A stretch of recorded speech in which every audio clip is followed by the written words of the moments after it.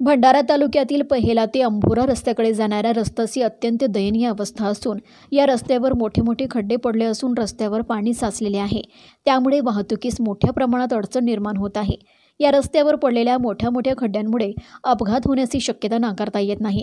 त्यामुळे संबंधित जनप्रतिनिधी यांनी या रस्त्याकडे तात्काळ लक्ष देऊन रस्ता सुरळीत करण्यात यावा। कारण पहिला ते अंभोराकडे जो रस्ता जातो तो रस्ता भंडारा व नागपूर जिल्ह्याला जोडणारा असून वैनगंगा नदीवर मोठा पुलिया बांधलेला आहे। हा पुलिया बघण्याकरता दोन्ही जिल्ह्यातील पर्यटक या ठिकाणी मोठ्या प्रमाणात येत असतात।